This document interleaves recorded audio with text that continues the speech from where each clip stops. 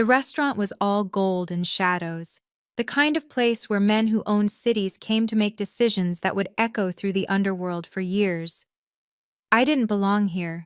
I had never belonged anywhere near this world, and yet here I was, sitting across from Dante Moretti, a man whose name made security guards check twice before letting him pass. My hand trembled as I raised the wine glass to my lips. The silk of my emerald dress felt too tight against my swollen belly, the belly that I'd been hiding under oversized sweaters for months. Tonight, I couldn't hide it. Dante had chosen this restaurant, had seated me directly under the chandelier's crystal light, and I knew why. It was a message. "Look at her," the placement said. "She's mine now." The irony made me want to laugh bitterly. I wasn't Dante's.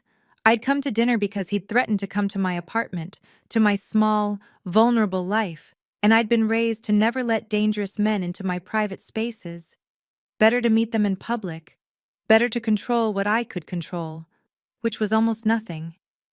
"You're beautiful tonight, Alessandra," Dante said, his voice smooth as caramel and twice as poisonous. He was handsome in a way that made my skin crawl. Perfect symmetry, perfect teeth, perfect lie. "Pregnancy suits you." I forced a smile. "I'm not pregnant." The words were automatic, desperate, useless. He knew. Everyone who needed to know already knew. "Of course not." He reached across the table, and I let him take my hand because refusing would have been worse. His thumb traced circles on my palm. And I thought about how different hands could feel, how one man's touch could feel like drowning, and another's could feel like... The thought shattered before I could finish it. "You should have told me about the baby," Dante continued, his eyes never leaving my face. "We could have celebrated privately. Instead, I had to hear it from..." The door opened. I didn't look up. I didn't have to. Every nerve in my body went rigid, responding to something I couldn't name. The ambient noise of the restaurant shifted. Silverware paused mid-air. The maitre d' stood straighter, almost at attention. My heart recognized him before my brain did. When I finally turned my head, I saw him. Viktor Kozlov stood in the doorway with a woman on his arm, sleek, blonde, the kind of woman who belonged in a restaurant like this. His mistress, probably. His current acquisition. He wore a charcoal suit that must have cost more than my entire monthly rent, and the casual way he moved through the space made it clear that he owned not just the room, but the air in it. He'd aged 3 months. That was impossible, and yet it was true. New lines around his eyes, his jaw harder, his shoulders carrying weight that hadn't been there when he'd left me without explanation, without apology, without anything but a text message that said, "It's over." Then he saw me. The entire restaurant felt it, that freeze, that crystallization of power and shock in a single moment. The blonde woman on his arm looked up at him, confused, but Viktor wasn't looking at her.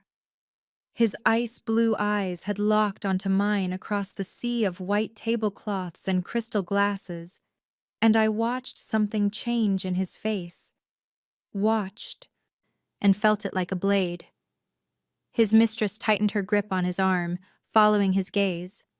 She saw me, pregnant, glowing under the chandelier light, sitting across from Dante Moretti with my hand still in his. She saw, and I watched her pale. Dante squeezed my hand. A promise. A threat. "Don't move." But Viktor was already moving. He dismissed the blonde woman with a single word I couldn't hear, and she peeled away from him like she'd been burned. He walked toward our table with the kind of calm that preceded violence, the kind that made security guards die before they could reach for their weapons. "Dante." His voice was gravel in winter. "I didn't know you were in the city." Dante smiled, and his smile was the smile of a man who'd been waiting for this moment. Just arrived. Thought I'd take some old friends to dinner. Victor's eyes found mine again. In them, I saw every moment we'd ever been together. His apartment, his hands, his voice telling me things in the dark that I wasn't supposed to believe. And I saw something else too. Something raw and furious and desperate, hidden behind ice. He saw the belly.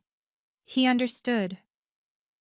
Alessandra, he said, and my name in his mouth sounded like a prayer and a curse combined. You look different.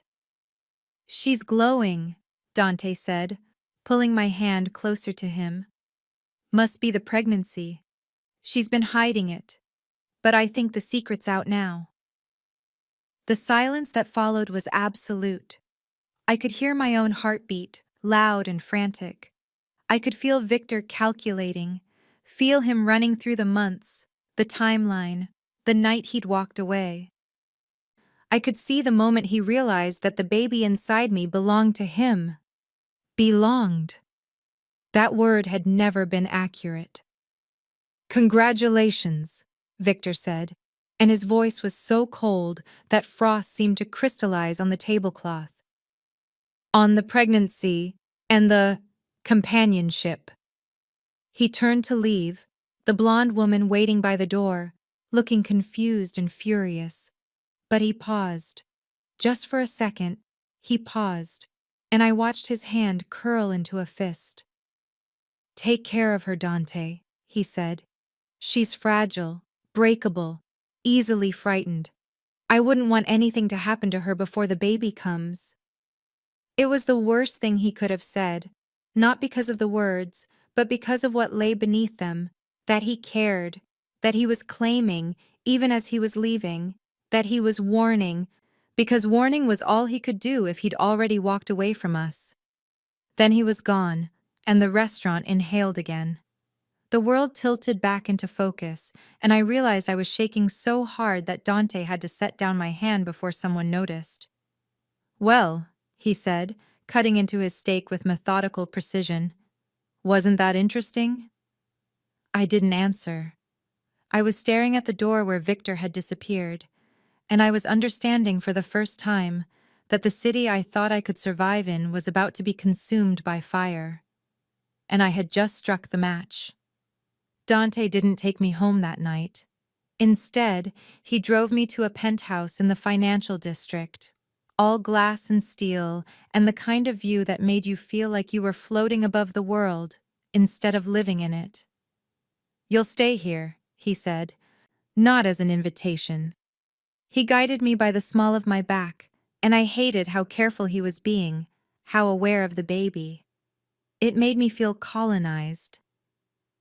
Until I've decided what to do about our situation, I wanted to ask what situation he meant. Me, the baby, or Victor's dramatic reappearance in a life Dante had been so methodically building a narrative around. But I'd learned, in the 3 months since Victor left, that asking questions was dangerous. Asking implied you had agency, implied you could refuse. The apartment was beautiful in a way that felt sterile. Floor-to-ceiling windows overlooking the city at night. Furniture that probably came from some exclusive designer. A kitchen with expensive appliances that no one used. And a bedroom, a massive bedroom, where Dante showed me to a walk-in closet already filled with clothes in my size. For you, he said. I've been planning this, planning us. The words made my skin crawl. I stayed in the bathroom for an hour, just breathing. My hands shaking over the sink. The baby kicked, a strange flutter that felt like a question mark against my ribs, and I pressed my palm against my belly like I could communicate back. It's okay. It's okay. But it wasn't okay. It would never be okay. I'd just announced my pregnancy to the man it belonged to while being claimed by the man who wanted to use it as leverage. Around 2 a.m., I heard voices from the other room. Dante, and someone else. I pressed my ear against the door and tried to listen. Can't move on her directly, a man was saying. Kozlov's already making calls. The Lukian family is mobilizing. If we touch her, she's leverage. Dante cut him off, and his voice was different now. Colder. The voice underneath the charm. Not a person, a piece. And pieces move when I tell them to move. I pulled away from the door, feeling sick. The next morning I woke to the doorbell ringing. Dante had already left. A note on the kitchen counter said he had business, would return by evening, and I was not to leave the apartment. Not a request. A rule. I was standing at the window, trying to summon the energy to feel trapped, when I saw the car pull up below. A black Range Rover, so dark it seemed to absorb light. And when the door opened, I knew before I saw him. The city itself seemed to recognize him. People on the street instinctively moved out of his way. Victor. He stepped out of the car with a phone to his ear, saying something in rapid Russian that made even the casual pedestrians look nervous. He was dressed in a simple black shirt and tailored pants, and somehow that made him more dangerous than the suit from last night, like he'd removed the pretense of civilization entirely. My breath came shallow. He was here. Not for Dante. They would handle each other through intermediaries and threats delivered in polite restaurant conversations. He was here because of me. For a moment I considered hiding, turning off the lights, pretending the apartment was empty. But Viktor Kozlov didn't operate on courtesy or assumptions. If he wanted to get in, he would get in. The elevator chimed. He'd been given access. I moved away from the window and stood in the center of the living room, trying to make myself look less pregnant, which was ridiculous and impossible. My dress hung oddly over my belly. I should have changed into something that fit better, something that didn't look like a confession. The elevator doors opened directly into the penthouse. Victor stepped out and stopped, his eyes finding me across the empty space like a hunter finding prey. Except his hands were shaking. I could see it from across the room, the tremor in his fingers as he closed the apartment door behind him. "Hello, Alessandra," he said, and his voice had lost the ice from last night. Now it was just raw, unguarded. "I was wondering how long you were going to keep running." "I'm not running," I said quietly. "I'm standing right here." He laughed, a bitter, broken sound. "Yes, here, in Dante Moretti's penthouse, wearing clothes he bought, pregnant with my child that you didn't tell me about." "You left." The words escaped before I could stop them. "You sent me a text message, Victor. A text message. What did you expect me to do? Wait? Hope?" "I got on with my life." "Got on with your life." He took a step closer. "With my rival. You realize that Dante is planning to use you to get to me, yes? That you and that baby are pieces on his board, not people? And you're not?" The accusation hung in the air between us. "You're not here using me? You're not here calculating how this helps you? How this hurts him?" He stopped walking. His jaw clenched. When he spoke again, his voice was so quiet I almost missed it. "You're right," he said. "I don't know why I came. I should let him have you. It would be cleaner. It would be easier." The words felt like knives. Cleaner. Easier. As if I were something that could be divided into categories of convenience. I turned away from him because I couldn't bear to look at his face and feel what I was feeling. The pull, the gravity, the terrible need to move closer to him, despite every rational thought screaming that he was danger. "I need you to leave," I said. "Alexandra, I need you to leave." My voice broke on the second word, and I hated myself for it. I hated how much power he still had over me. How 3 months of abandonment, 3 months of aloneness, hadn't been enough to kill what I felt when he was in the same room. I heard him move. heard his footsteps cross the distance between us. And then his hands were on my shoulders, so gentle, so careful, holding me like I was made of glass. "The baby," he said, and the words sounded torn from somewhere deep inside him. "Is it mine?" I didn't answer. I couldn't. If I said yes, I was claiming him. If I said yes, I was asking him to stay, to fight Dante, to pull me into a war that had already started. His forehead dropped to rest against my hair. "Don't answer," he whispered. "I already know.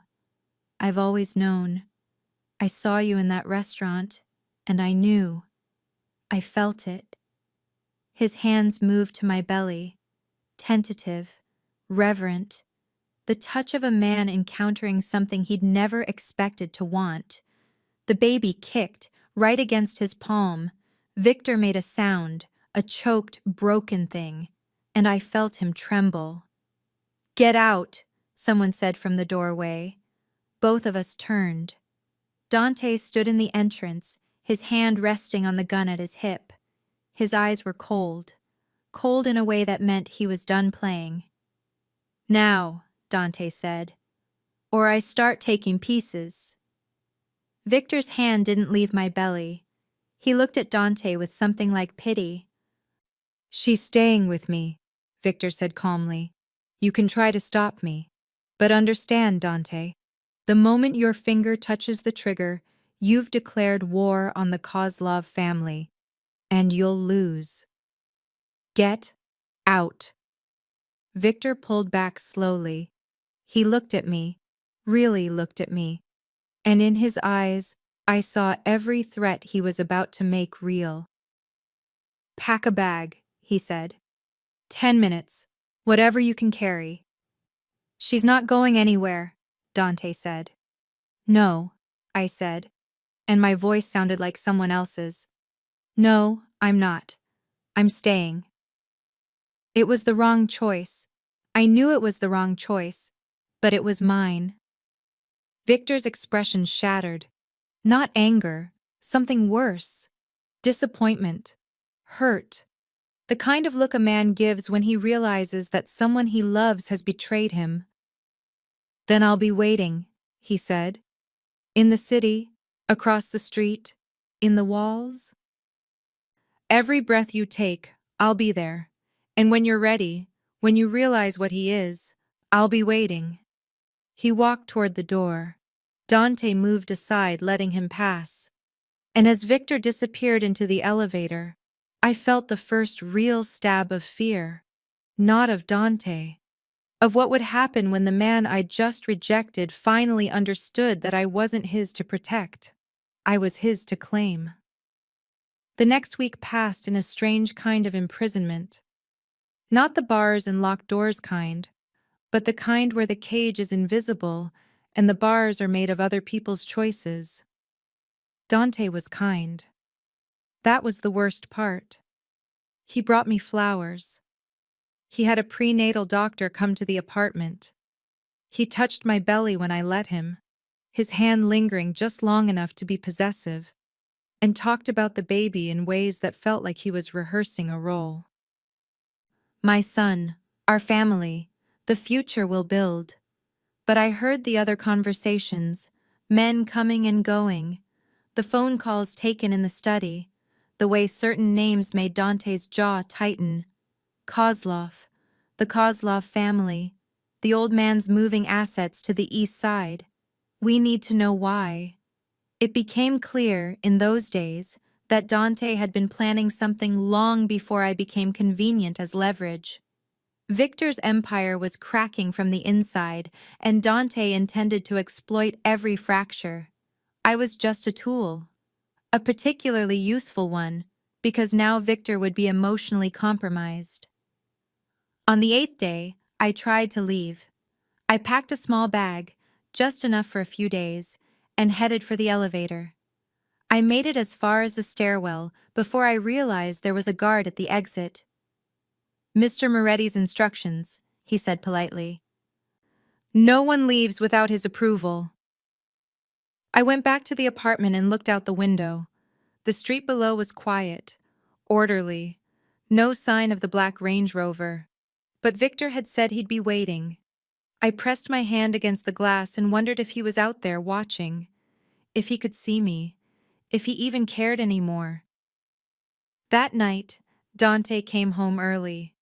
He'd brought wine, expensive wine from some private collection, and he wanted to talk. "I've been thinking," he said, pouring 2 glasses that I wouldn't drink from, "about the baby, about what we should name him." "It might be a girl," I said quietly. "No, it's a boy. I can feel it." He handed me a glass. I set it on the table untouched. "What do you think about Marco or Salvatore?" Inherited names, names of men who'd probably died doing this work. Names that would come with expectations and violence and all the things that came with being born into a crime family. "I haven't decided," I said. Dante's expression shifted. Something darker leaked through the careful charm. "You haven't decided," he repeated, "as if you have a choice. I'm the mother. The choice is mine." He set down his wineglass with deliberate care. When he looked at me again, I saw why people feared him. It had nothing to do with the gun or the guards. It was the way his entire personality could recalibrate in an instant, shifting from kindness to something medieval and cruel. "You understand what you are, yes?" he said. "You're not my equal. You're not my partner. You're the woman carrying a child that will give me leverage over Viktor Kozlov. That's all you've ever been. That's all you'll ever be." The words didn't hurt, not the way they might have before, because I'd already suspected them. I'd always known them, somewhere deep in the part of me that was still rational. What hurt was knowing that Victor had understood this, had seen it from the moment I chose to stay. "I want to leave," I said. "No. I'm asking. Asking means nothing." He stood and walked to the window, looking out at the city lights. "You're going to stay here until the baby comes. You're going to give birth to my heir, and then you're going to raise him to understand what his grandfather bought with the Kozlov bloodline." I stood up slowly. My hand instinctively moved to my belly, a protective gesture that felt both futile and essential. "You can't keep me here forever. Can't I?" Dante turned to face me, and his smile was sad, almost apologetic. "Alessandra, I can keep you here for as long as I want. I can keep you here until the sun doesn't rise. I can make you believe that there's nothing beyond these walls except death." He walked closer. Gently, so gently, he reached out and cupped my face in his hand. "The only person who could have taken you from me already tried," he said. "And you chose to stay. You chose to reject him. So now he's alone, watching from the shadows, knowing that you're mine, and that he can't touch you without starting a war he'll lose." My eyes filled with tears. I hated him for it. Hated that he understood human weakness so well. "The difference between me and Kozlov," Dante continued, "is that I understand you. He wanted to protect you by controlling you. I control you because that's what keeps you alive. There's a kindness in it, if you look deeply enough." He lowered his hand and walked away, leaving me standing alone by the window. I looked out at the street and tried to see the Range Rover, tried to feel Victor's presence the way he'd promised. But the city was just a city, full of millions of lives, and none of them looking at the penthouse where I was slowly being erased. That's when the power cut out. The apartment went dark. All of it. The lights, the climate control, the electronic locks on the doors. For a moment, everything was silent. Then the alarms started screaming. I heard shouts from the hallway. Gunfire, muffled but distinctive, and men running. Dante burst out of his study, weapon drawn, barking orders into his phone. The guards were scrambling to defend positions that were being attacked from the inside. "Stay in the bedroom," Dante commanded, pushing me toward the back of the apartment. But I stood rooted, watching the chaos unfold. The penthouse door burst open. Black-clad men poured in, faceless, efficient, moving like a tide. They weren't police. They weren't rival gangsters with territory to claim. They were something more organized, more lethal. And at the center of them, walking through the violence like it was raining and he had an umbrella, was Victor. He was different. This wasn't the broken man from the restaurant or the confused intruder from the apartment. This was the man Dante had been fighting against, the old Kozlov, the Mafia boss who ruled territories and bent families to his will. He moved with absolute control, his eyes scanning, calculating, finding Dante in the chaos like a compass needle finding north. "You were stupid," Victor said, his voice cutting through the gunfire. "Using her as leverage against me. That was stupid, Dante." Dante raised his weapon. Victor's hand moved, fast, too fast to follow, and the gun was in the air, clattering across the floor. Dante staggered back, cradling his broken wrist. "She's nothing to me now," Dante spat. "I've already moved, already won. That baby is marked." Victor drove his fist into Dante's face with the kind of force that made the entire apartment shudder. Dante dropped, and Victor stood over him, breathing hard, looking like he was considering whether or not to continue. Then he looked at me. Our eyes met across the ruined room, and I saw something break open in his expression. All the control, all the authority, cracked. "Come," he said, and it wasn't an order. It was a plea. I moved toward him. I don't remember crossing the space, but suddenly he was there, pulling me against him with desperation that surprised me. "I'm sorry," he said into my hair. "I'm sorry I left you. I'm sorry I couldn't—" "Why did you come?" I asked. His hand moved to my belly, and the tenderness in the gesture made me understand, finally, that this man had never wanted to control me for power. He'd wanted to keep me close because keeping me close was the only thing that made him believe he could be more than what he was. "Because you were here," he said. "Because nothing else mattered." The Kozlov estate was hidden in the old part of the city, surrounded by high walls and older money. It wasn't a mansion in the traditional sense. It was too sprawling, too utilitarian, designed by someone who'd learned that beauty was a luxury that could get you killed. Victor's grandfather lived here. That was the first thing I understood when we arrived, moving through midnight streets in the back of a black car while the city burned behind us. "Don't be afraid," Victor said, his hand never leaving mine. "My grandfather will not hurt you." But his hand was shaking. That was what I focused on. Not the danger or the uncertainty, but the fact that the man beside me was terrified. Of his own family. Of what came next. An older man met us in the entrance hall. Konstantin Kozlov looked like Victor might look in 30 years.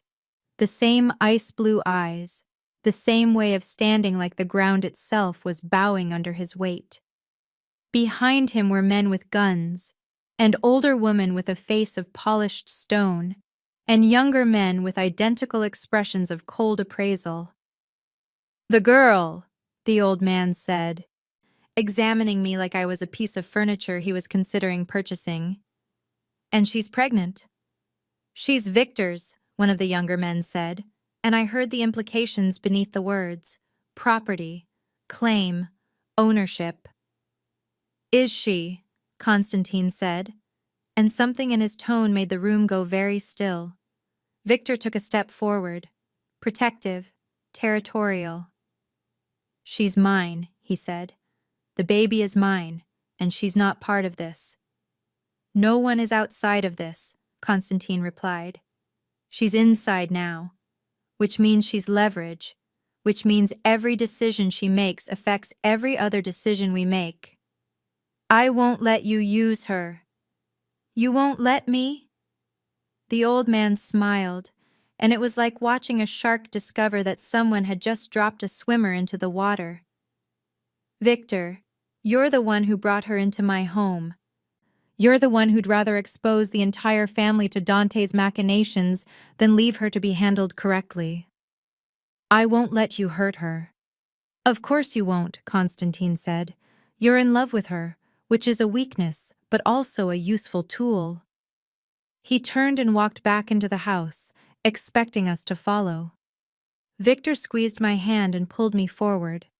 The interior of the estate was all dark wood and portrait oil paintings of men who looked like they'd committed worse crimes than any of the ones whispered about in the streets. Servants moved silently. Doors opened and closed with military precision. And everywhere, in corners, on roof lines, in the shadows, there were guns. I was given a room upstairs. It was beautiful in the way of very expensive prisons. A bed with silk sheets, a bathroom with heated marble, windows that opened onto grounds surrounded by reinforced walls. Victor came to me that night, after everyone had gone to sleep. He moved through the darkness like he'd walked these halls his entire life, which he probably had. I'm sorry, he said again. The words seemed to be all he had left. Stop apologizing. I sat up in the bed, the silk sliding across my skin. Tell me what's happening. He sat on the edge of the mattress, not touching me, maintaining distance like it could prevent the inevitable. Dante was moving money through laundering operations in the eastern districts, Victor said. My grandfather's operations. The old man didn't know.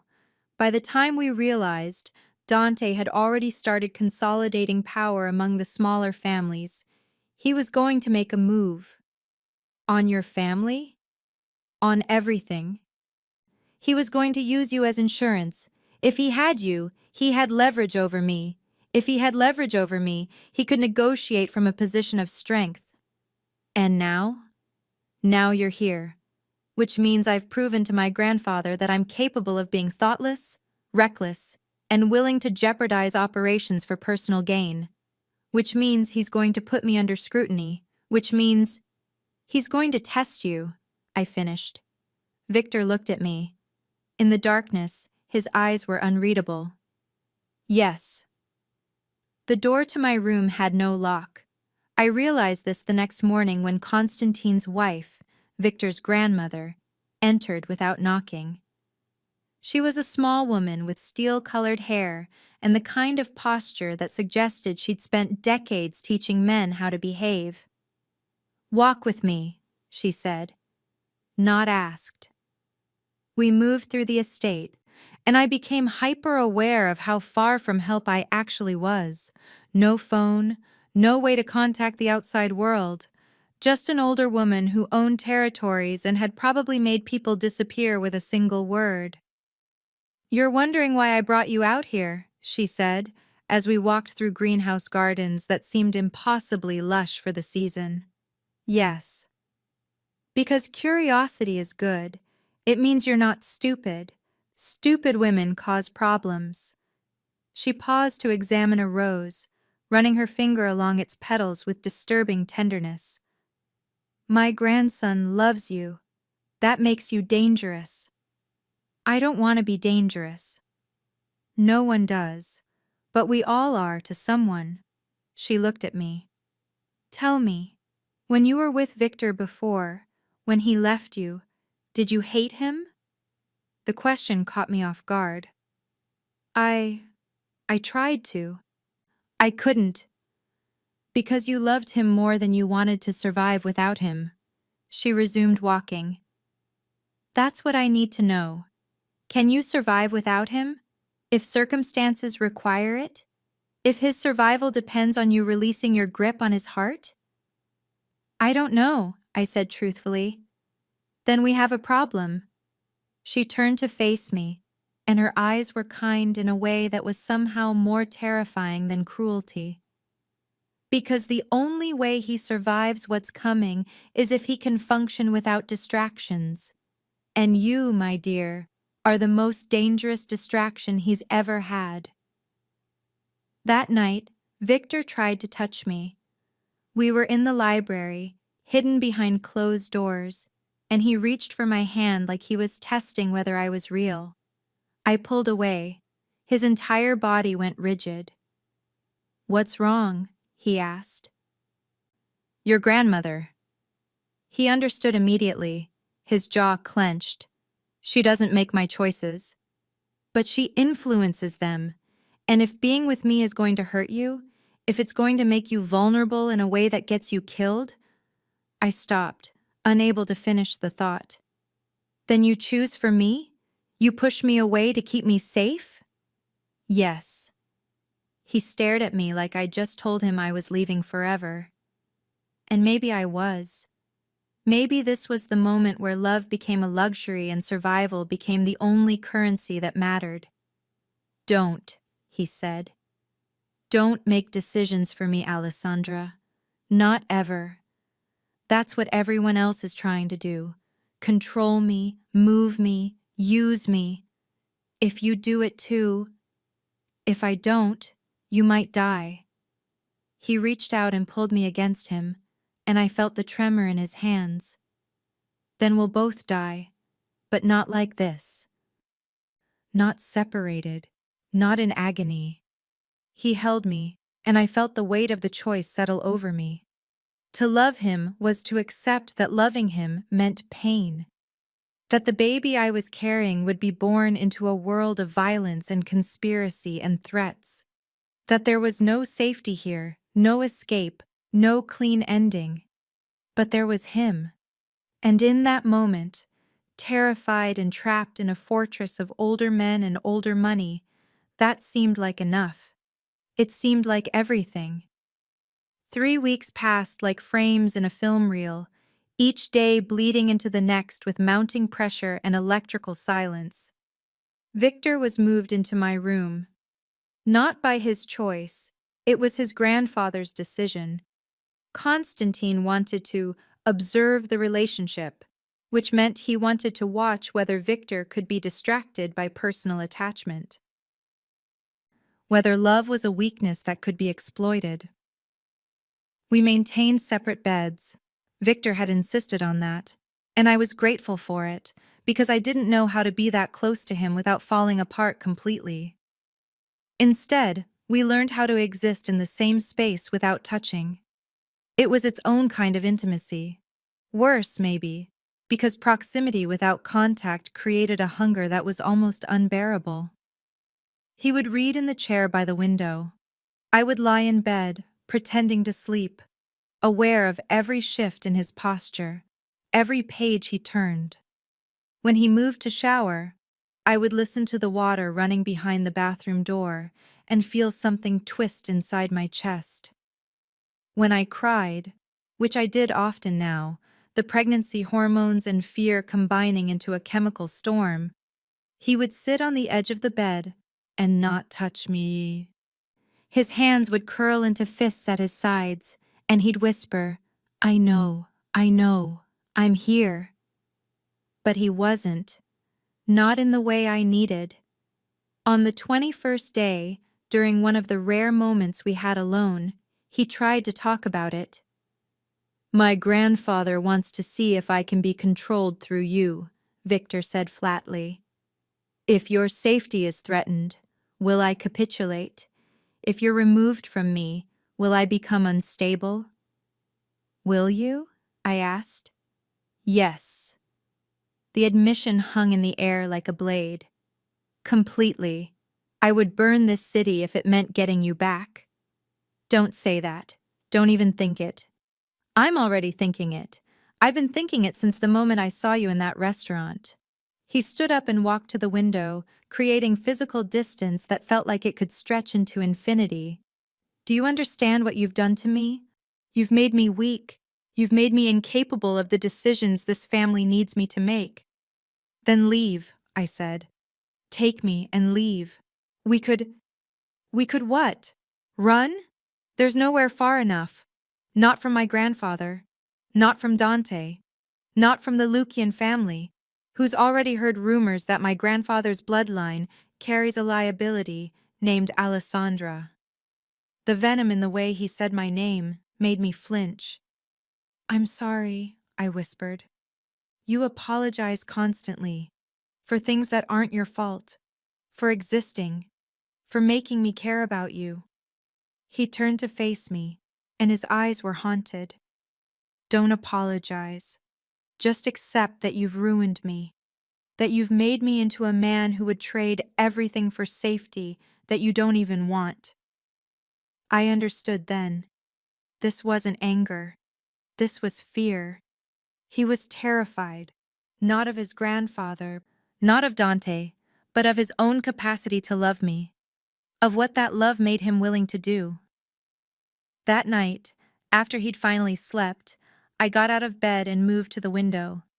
The estate spread out below was beautiful and terrible and absolute. Men walked the grounds. Lights burned in windows across the way. It was a machine designed to keep people in and threats out. And I was both, depending on who you asked. I felt the baby move. A strong kick, almost painful, like he was trying to remind me that he was real. That there was life beyond this moment, this room, this impossible choice between two men and a world that wanted to consume all of us.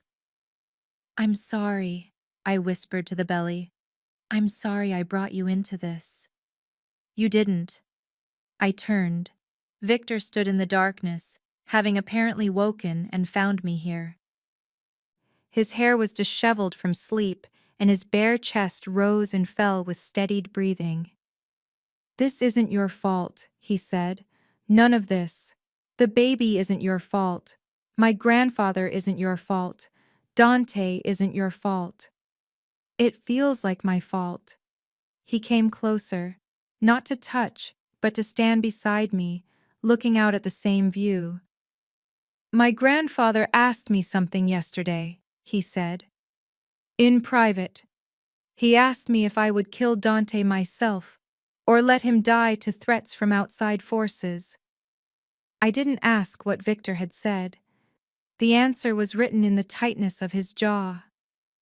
I told him I'd do it myself, Victor continued, that I'd make sure it was slow enough to send a message, but quick enough to keep the business from being disrupted by extended violence.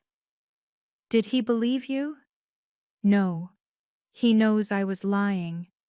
He knows that if killing Dante would protect you, I wouldn't care about the business impact or the messages or any of it. The confession hung between us. I felt something shift inside me, something fundamental. The last barrier between fear and surrender cracking open. I want you to touch me, I said quietly. I want to stop being careful. I want to stop pretending that distance is the same thing as safety. That's not... I know it's not safe. I know it's dangerous. I know that every moment we're close, we're more vulnerable to scrutiny and threat and use. I turned to face him, and the moonlight caught the tears on my cheeks. But I don't care anymore. I can't care anymore. I'm tired of being a ghost in the same room with the person I love. He looked at me for a long moment. His hand reached up, tentative, and cupped my face. His thumb traced my cheekbone with surprising gentleness. If I touch you, he said, I'm admitting that I can't survive without you, that you're not a luxury, that you're essential, and that makes you a target. I'm already a target, I said. There's no escaping that. So let me choose this. Let me choose you. Let me choose to matter to you in a way that goes beyond strategy and survival. He lowered his forehead to mine, and I felt him tremble. I love you, he said. I've loved you since the moment I left you. I love you enough to destroy everything I've built. I love you enough to burn it all down. Then stop running from it, I whispered. Stop being afraid. Just love me. And for the first time since the night before everything fell apart, he held me like I wasn't going to disappear. The silence after that moment felt like the silence before a storm, charged, waiting, full of promise and threat in equal measure. Victor didn't leave my room anymore. We maintained the pretense of separate beds, but that was all it was, pretense. Most nights, once the house had settled into sleep, he would come to me, and we would hold each other in the darkness while his grandfather's surveillance systems tried to decide what they were witnessing. We didn't talk about what would happen, didn't make plans, didn't pretend there was a future beyond the walls. We just existed in the present tense, the only time where anything felt certain. But tension was building. I could feel it like pressure beneath the skin. Constantine's wife found me in the library one afternoon, pulling books that I had no intention of reading off shelves at random. "You're making him weak," she said without preamble. She was knitting something, a baby sweater, I realized with a shock. "You should understand that. You should use it." "Use what?" "His devotion." She set down her needles. "A smart woman would leverage that, would ask for guarantees, for safety, for concessions from his grandfather." "I'm not a smart woman," I said, "and even if I were, I wouldn't do that." "Why not? You're carrying a child that Constantine considers a liability. You're trapped in a house surrounded by people who would kill you if the wrong person gave the order. You have nothing but Victor's attachment to you. That's your only asset." "Love isn't an asset to be traded," I said. "If I use it, if I weaponize it, I destroy it." She studied me with something like respect. "You're either very foolish or very wise. I haven't decided which."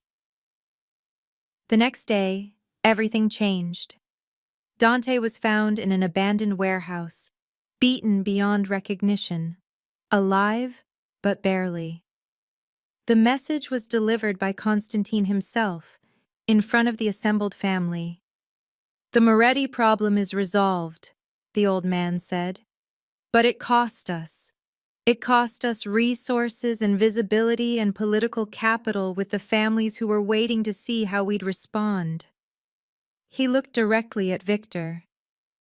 "The question," Constantine continued, "is whether we've resolved a threat to our security or whether we've simply made a statement that will destroy anyone my grandson decides to protect, and that makes us reactive instead of strategic." "He threatened her," Victor said flatly, "and you killed him for it. That's admirable, in a personal sense. But personally admirable decisions are not always strategically sound. So what do you want me to do? Let him live? Continue using her as leverage? I want you to make decisions based on business, not emotion. I want you to prove that you're capable of cold calculation despite your feelings for the girl." Victor's hands clenched into fists.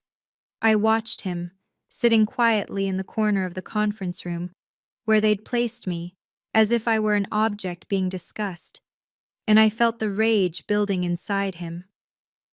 "I'm capable of whatever you need me to be," Victor said. "Are you?" Constantine leaned back in his chair. "Because I'm beginning to doubt that. I'm beginning to think that girl has made you useless." That night, Victor didn't come to my room. I lay in the darkness, listening for him, and he never came. The absence felt physical, like a piece of me had been removed while I slept. By morning, I understood what had happened. His grandfather was forcing a choice.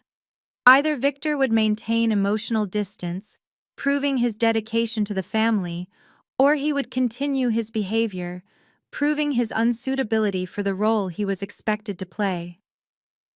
I found him in the study, standing at the window with a glass of whiskey that he wasn't drinking.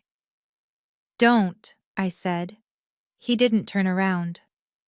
"Don't what?" Don't do what your grandfather wants. Don't choose the family over me. It's not a choice I'm making willingly, he said. It's a choice I'm being forced to make, and I'm not strong enough to refuse. You are, I said. You're the strongest person I know. No. He finally turned to face me, and I could see the war happening inside him, raw and visible and devastating. I'm weak. I'm weak because you exist, and I can't stop wanting to protect you, and my grandfather sees that weakness and exploits it. Then what? You stop loving me? You pretend these weeks didn't happen? I don't know, he said, and the honest confusion in his voice broke something inside me. I don't know how to be both the man you need and the man my family needs. Then choose, I said. Choose one. Choose me. He took a step closer.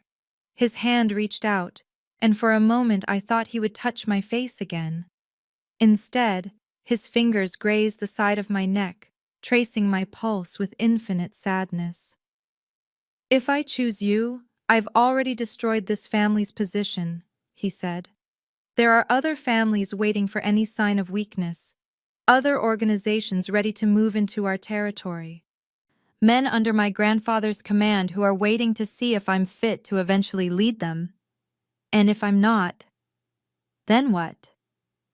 Then they choose someone else, someone harder, someone without a liability. The word hung in the air, and I felt it like a blade. So that's what I am, I said. A liability. You're everything, he said. That's why you're a liability. He moved away from me, creating distance. Physical distance that felt like it could stretch into infinity and never close again. Until the baby comes, he said. I need you to stay in your room. I need you to understand that we can't do this anymore. Not in this house, under my grandfather's watch, with so many people waiting for evidence that I'm compromised. Victor, please, he said, and the word was a breaking point. Please don't make this harder than it is. I left without another word, and he didn't follow. That night, alone in the darkness, the baby kicked hard enough to hurt. And I understood, finally, that love in this world didn't come with the luxury of being gentle. Love came with choices, and choices came with costs, and the only way to survive was to be willing to pay. 14 days of separation. 14 days of moving through the estate like ghosts in different timelines. Victor was colder during these days, sharper, the Mafia boss instead of the man who trembled when he touched my belly. He attended meetings with his grandfather, made decisions about business that I wasn't allowed to know about, spoke to other families on the phone with a tone that could have cut glass. It was the performance of strength. It was also the fastest way to destroy what little we'd managed to build. I understood what he was doing. I understood it was necessary, but understanding didn't make it hurt less. On the 15th day, there was a party. Constantine was hosting some of the lesser families, political gestures, business courtesies, the kind of gathering that required showing stability and strength. I was told to stay in my room.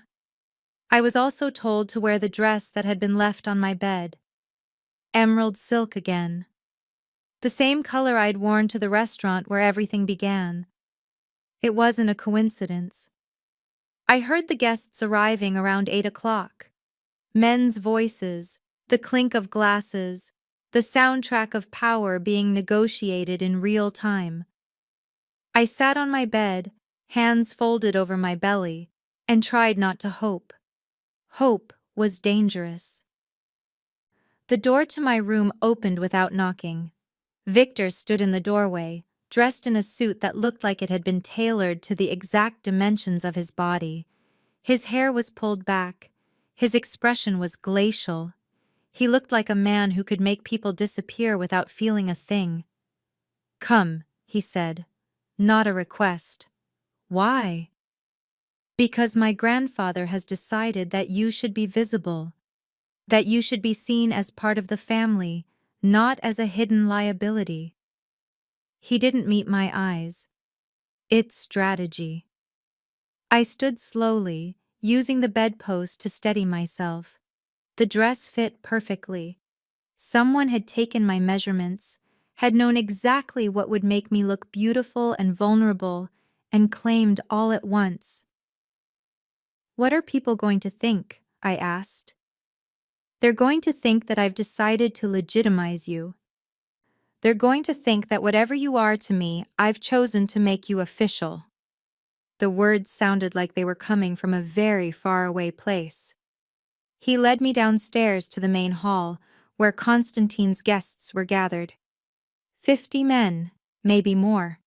All of them armed beneath their expensive suits, all of them calculating.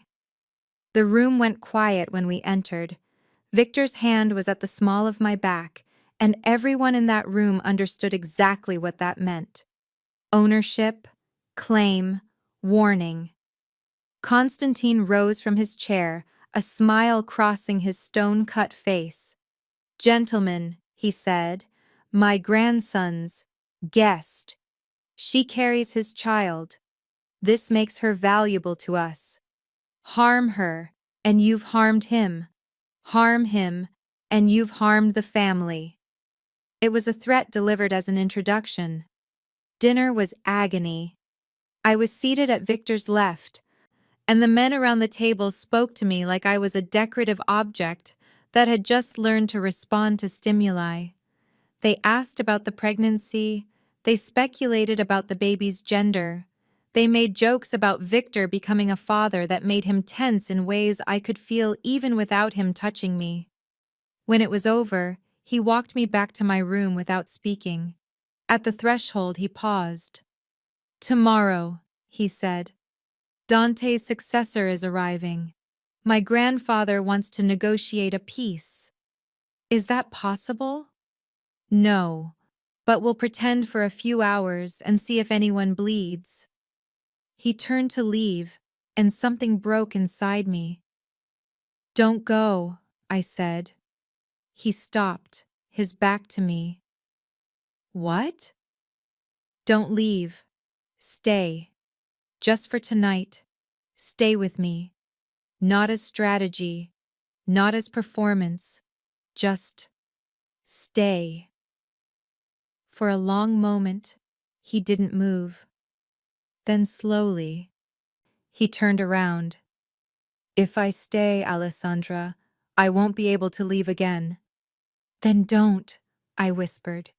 He crossed the distance between us, and the moment the door closed behind him, the careful control he'd maintained for 2 weeks fractured completely. "I can't do this," he said. "I can't keep pretending that distance is protecting you. I can't pretend that staying away from you is making anyone safer." "Then don't," I repeated. He reached out, and this time his hand didn't hesitate. It cupped my face with all the tenderness of someone handling something infinitely precious. "I love you," he said. "I've never stopped loving you. I never will stop loving you." "I know. That's why I'm going to burn everything. Not today, not next month, but eventually.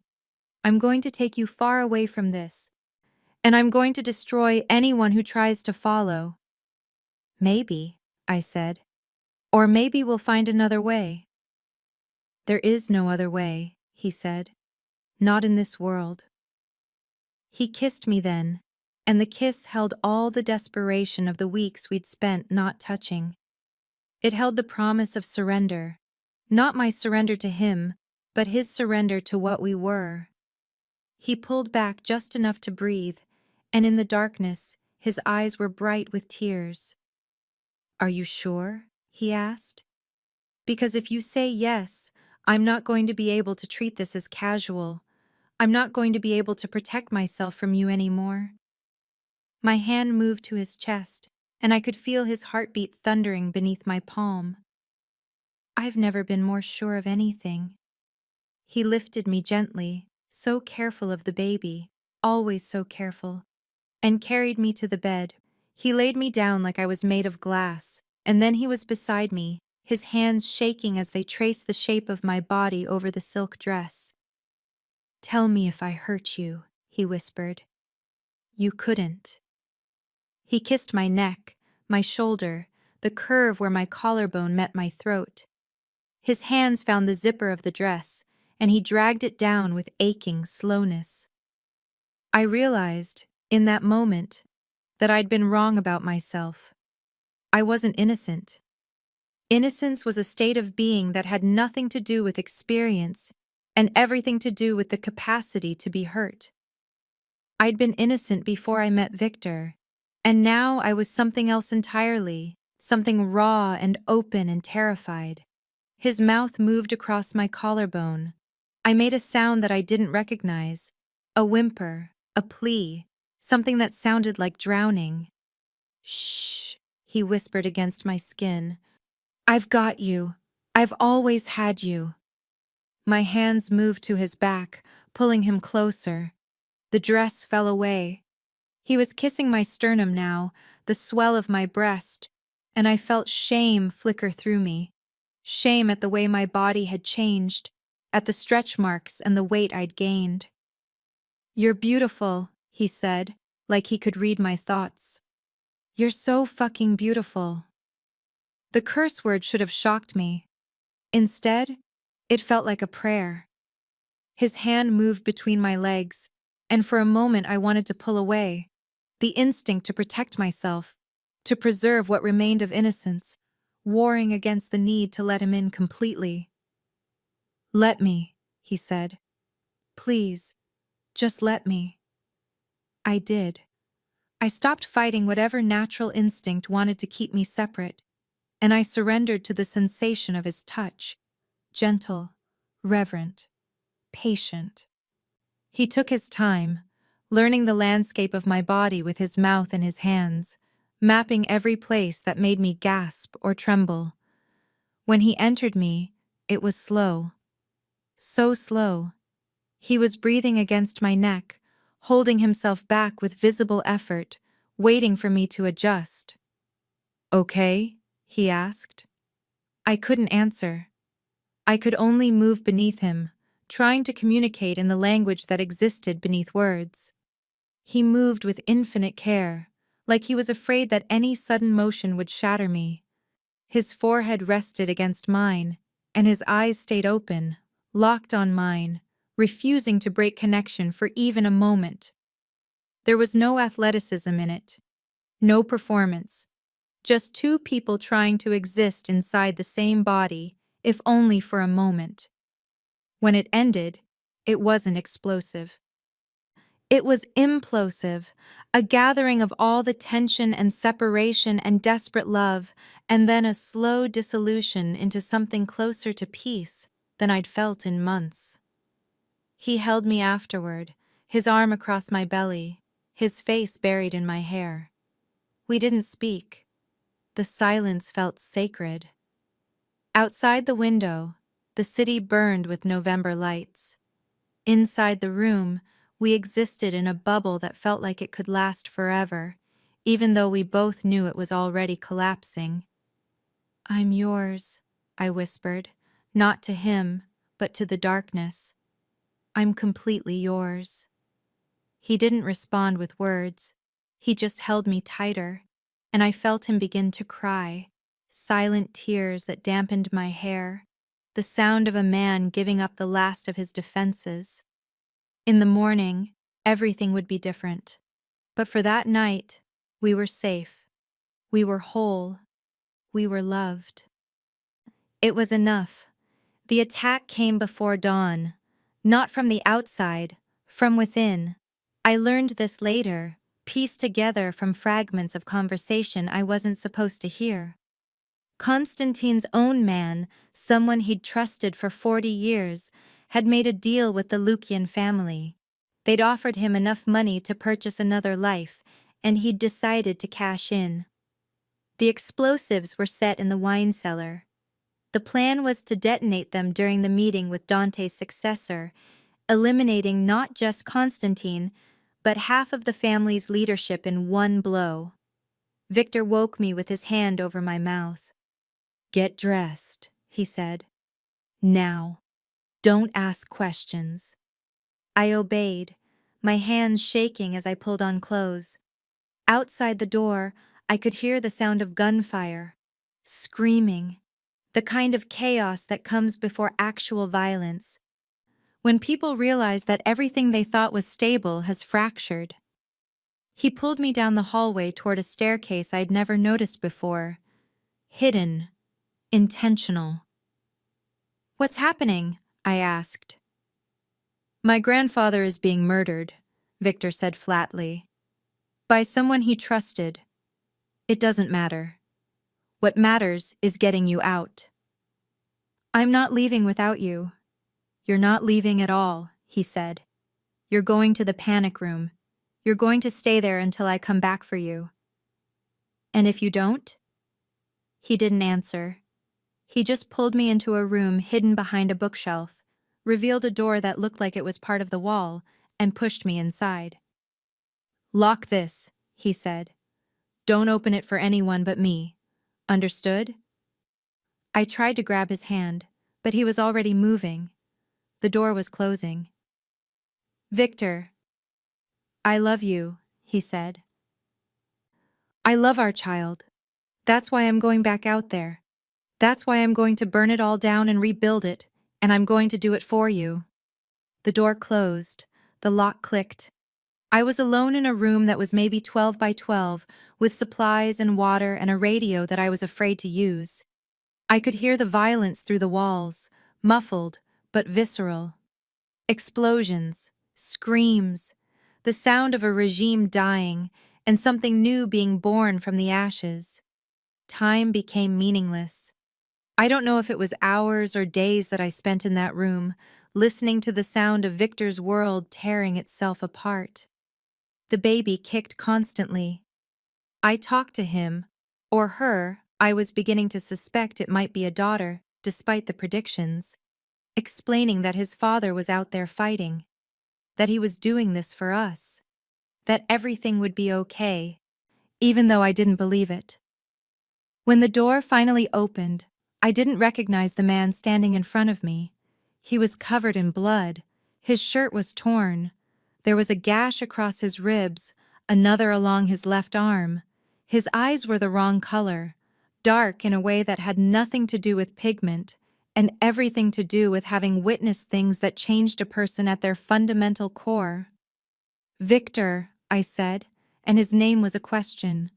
He stepped inside and closed the door behind him, and then his control fractured. He fell to his knees, and I moved to him, pulling him against my body, even though he was the bigger one, the stronger one, the one who was supposed to protect me. "I had to do it," he said, his words muffled against my belly. "I had to kill him myself, to prove that I was still in control, that I hadn't been compromised by you." "Who? Who did you kill?" "Everyone," he said. "My grandfather, the man who betrayed him, half of the captains who'd sworn to him. I had to prove that I was capable of making the hard choices." I held him, and in my arms, he felt like he was coming apart. "I killed them," he repeated, "so that they wouldn't kill you, so that there would never be any doubt about whose bloodline matters more." "That's not— You didn't have to." "Yes, I did. That's what you don't understand. That's what living in this world means. You have to be willing to destroy everything beautiful to protect the one beautiful thing you can't bear to lose." His hand moved to my belly, and he pressed his forehead against the baby, and I felt something shift in the universe. This was love in the Mafia, not romance, not gentleness. Just the willingness to become a monster if it meant keeping the person you loved safe. "Come with me," he said. "Get up, we have to move." "Where?" "To the surface, to let you see what I've done." He helped me up, even though he could barely stand himself, and he led me out of the panic room and into the hallway. The estate was chaos, bodies everywhere, servants who'd been caught in the crossfire, soldiers who'd been loyal to the old regime. And in the center of it all, in the main hall where we'd had dinner the night before the attack, Constantine sat slumped in a chair, his sightless eyes staring at something beyond this world. I turned away and vomited into a decorative pot. Victor didn't try to comfort me. He just stood there, his hand on my lower back, accepting the accusation in my silence. "I'm the head of the family now," he said flatly. "This is my territory. These are my people, my violence, my choices, my blood." "And me?" I asked, wiping my mouth with a shaking hand. "What am I?" "You're the reason I'm still human enough to be able to ask that question." He pulled me against him, and I didn't have the strength to push away. Over the next hours, I learned that Constantine had been planning for contingencies. Other safe houses, other territories, other resources. Victor spent the day making phone calls and giving orders, slowly consolidating power, transforming the family business from a dying regime into something new and hungry. By evening, he came to me with a gun. "We're leaving the city," he said, "tomorrow morning. I've arranged transportation, somewhere south, somewhere warm, somewhere very far from here." "Where? Does it matter?" I looked at him, at the blood he couldn't seem to wash off, at the exhaustion in his eyes, at the way his hands still shook when he wasn't holding something. "You're not coming with us," I said. It wasn't a question. "Not immediately. I have business here. I have to ensure the transition is absolute. I have to make sure no one questions my authority." "How long?" "A month. Maybe 2. The thought of carrying a child, giving birth, learning to be a mother while he was dealing with the aftermath of a violent coup felt impossible. But I was learning that impossible things happened when you loved someone enough to accept them. "I'll wait," I said, "for however long it takes." He kissed me then, and the kiss tasted like ash and blood and the strange perfume of new power. "You'll be safe," he promised. "I'll make sure of that. Nothing will ever touch you again. I'll kill anyone who tries." I believed him. That was the terrifying part. I believed him completely. The safe house was in the Bahamas, a private island that Victor owned through so many shell corporations that even his own lawyers weren't entirely sure who technically held the deed. White sand, turquoise water, the kind of place designed to look like paradise, while being, in reality, a very beautiful prison. I gave birth to a daughter on a night when a hurricane was raging outside. Her name was Marina, the only name Victor had insisted on before he left. A name that meant "of the sea." When I held her for the first time, my hands shaking, and my body devastated in ways I hadn't anticipated, I understood what it meant to love something more than I loved breathing. She had his eyes. Even in the newborn darkness, I could see the ice blue that would someday intimidate men and destroy their empires. Victor came to meet her when she was 2 months old. He arrived like he always did, quietly, with a private plane and security that was so effective I didn't even realize he was there until I saw him standing in the doorway of the nursery. "Hello, Marina," he said softly, and his entire face changed. He picked her up with both hands, like she was made of spun glass, and he cried. Not the controlled tears of a man managing his emotions, but the raw sobs of someone who'd been given something he didn't know he deserved. "She's perfect," he whispered. "She's perfect." "She's strong," I said. "She cries like she's threatening people." He laughed, a real laugh, the first one I'd heard since the night of the attack. "She's a Kozlov. She should threaten people." That night, after Marina was asleep, we lay together on the porch of the house, watching the water change colors with the sunset. I can stay for a week, he said. After that, I have to return. There are still people consolidating power under the guise of loyalty, waiting to see if I'll prove to be weak or strong. Are you weak? With you? He reached over and took my hand. Yes, completely. You make me want to abandon all of this. You make me want to be someone else entirely. Then do it, I said. Abandon it. Be someone else. I can't, he said, and the sadness in those 3 words was comprehensive. Because if I do, someone worse will fill the vacuum, someone without your influence, without your humanity, and they'll come for you. They'll come for Marina, and I won't be strong enough to stop them. So we're trapped, I said. We're safe, he corrected. That's not the same thing as trapped. Safety is the luxury I can give you now. It's the only luxury that matters. He showed me his phone while we talked. News from the city, expansion of territory, new business arrangements with families that had previously aligned with other powers. Photos of Rita, his new second-in-command, standing beside him in the traditional colors of the Kozlov family. Is she more than that? I asked, and hated myself for asking. She's useful, he said. And loyal. And she doesn't threaten the power structure by distracting me with emotional complexity. But no, she's not more than that. She'll never be more than that. I'm sorry that I'm a distraction, I said. He rolled over, propping himself on one elbow, and looked down at me with an intensity that made my breath catch. Don't apologize for being the thing that makes me human, he said. Don't apologize for being the reason I can look at myself in the mirror and remember that I'm not just a predator. Are you sure about that? About being human? No, he said honestly, but I'm willing to keep trying for you. He stayed for the week. He helped me with Marina, learning to hold her bottle properly, understanding how to swaddle her against the cool island night.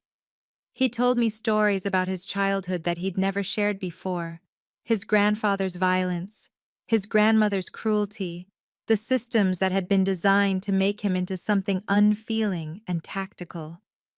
I was supposed to become him, Victor said one afternoon, watching Marina sleep. I was supposed to learn that love was a liability, that connection was weakness. But then I met you, and everything changed. Do you regret it? I asked. Loving me? It's caused you nothing but complications. Every day, he said. And when I pulled back, shocked, he caught my hand. Every single day, I regret the ways that loving you has complicated my life and endangered your safety, but I wouldn't change it. Not for all the power in the world.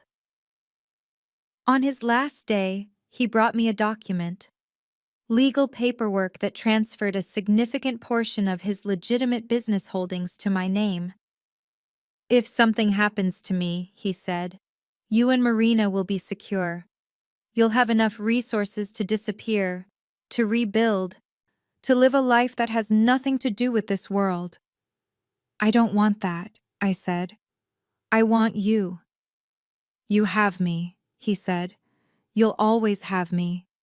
But I also want you to have options. I want you to know that you could leave if the weight of loving me becomes too much. It's too much, I said.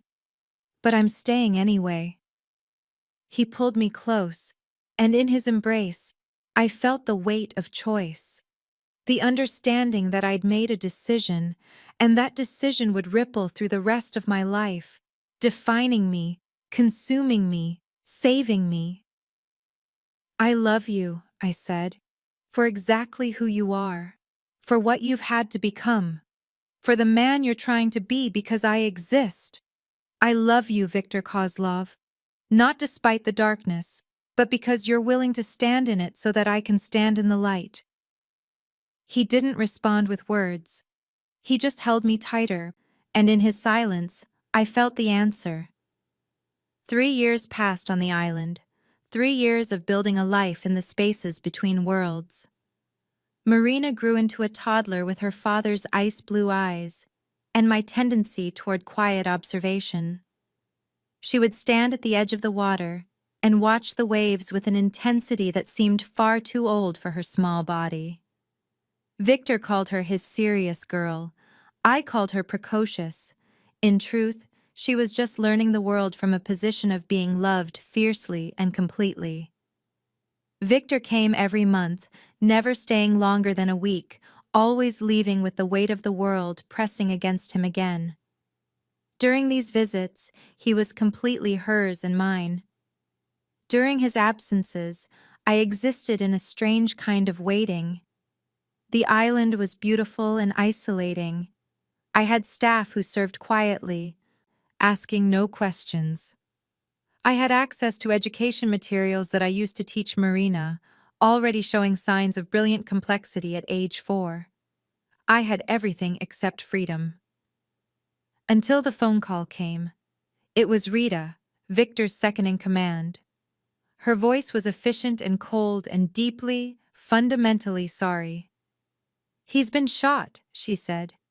"The rivals from the Lukian family. They've been escalating their movements, testing boundaries. Victor went to a meeting meant to broker peace, and they—" She paused. I could hear her breathing, could feel the weight of what she was about to say. "He's alive, but he's in bad condition. He's asking for you." I made arrangements within the hour. Private plane, security. The understanding that returning to the city meant returning to the world of violence and threat that I'd managed to keep at arm's length for 3 years.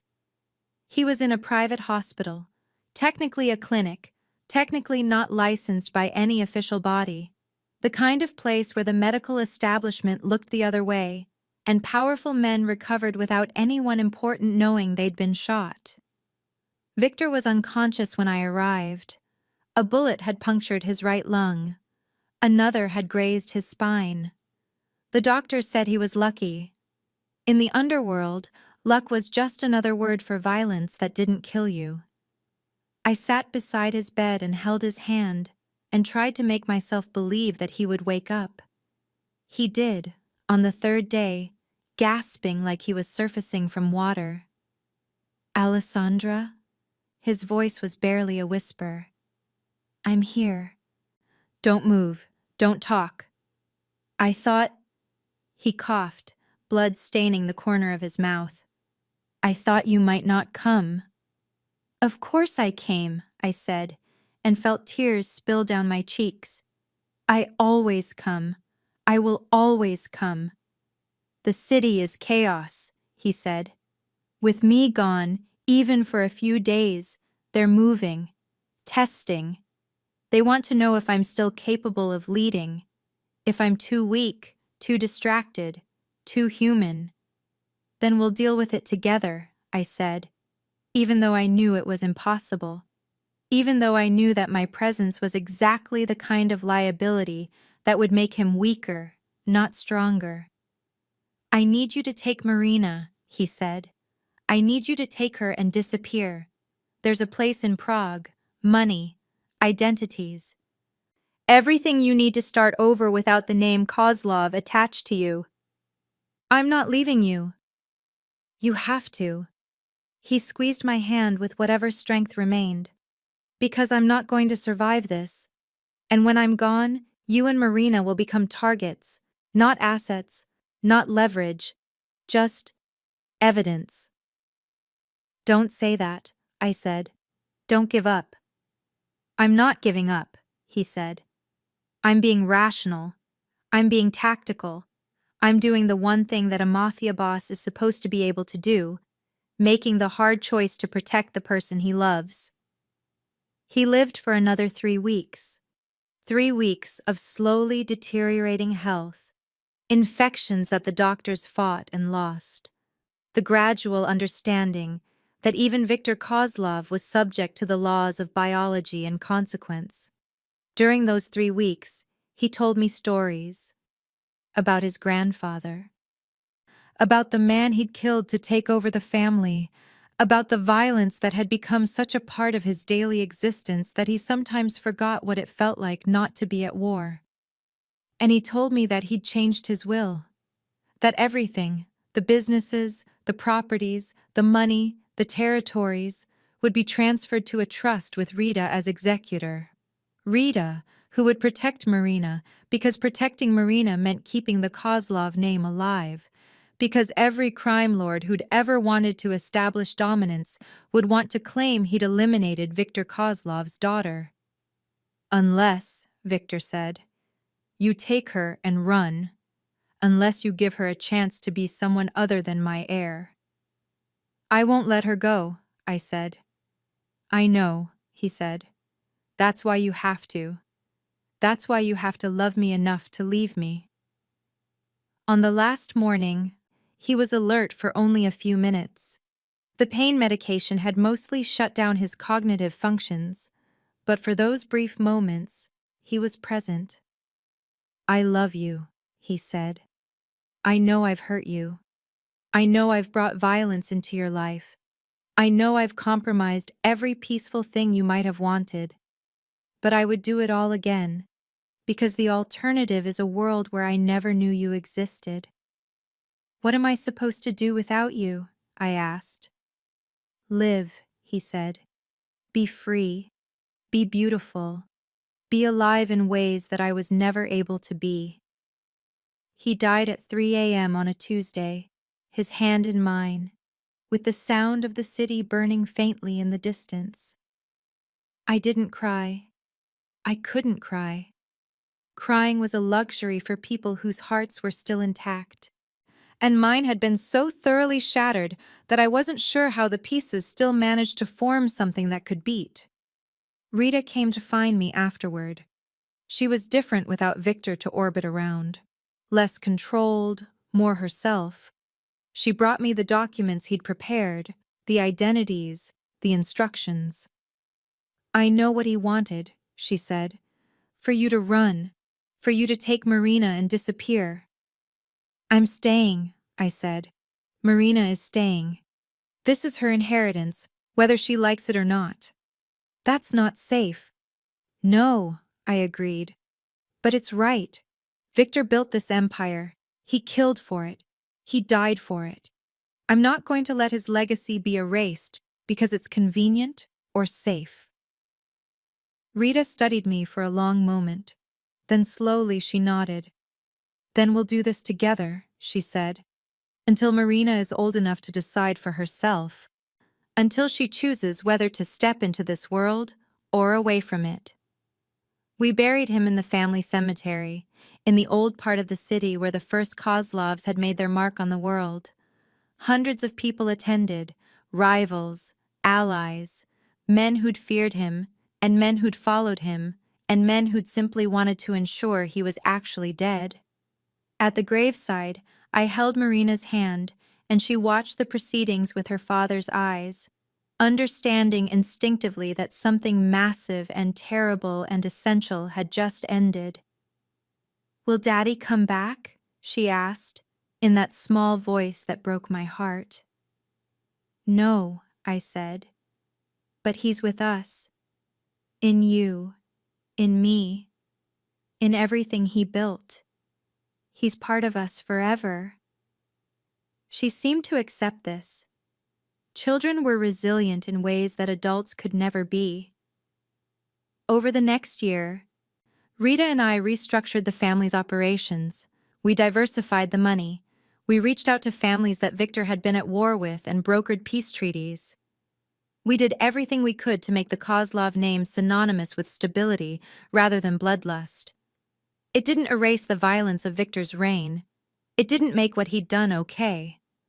But it meant that he'd left something behind other than death. On the anniversary of his death, Marina asked to go to his grave.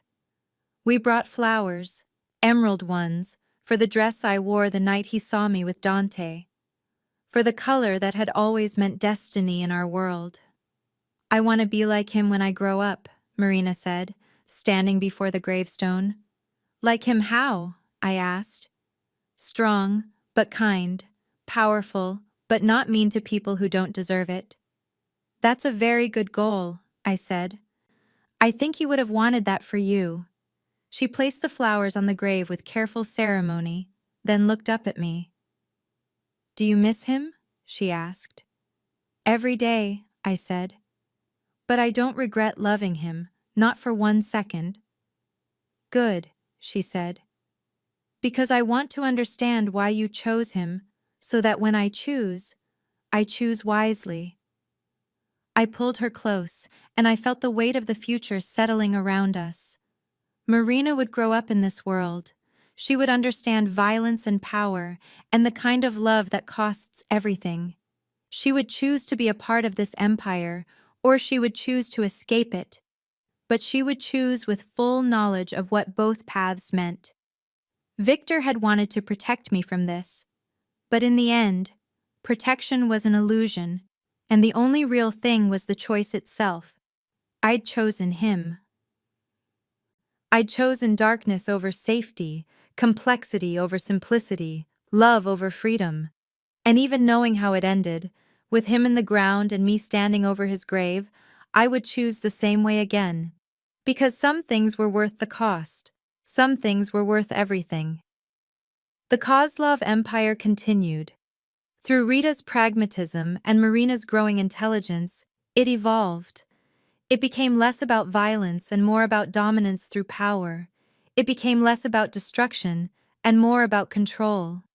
But in my private moments, I wondered if Victor was watching from whatever came after. If he saw the daughter he'd never had the chance to know, growing into her power.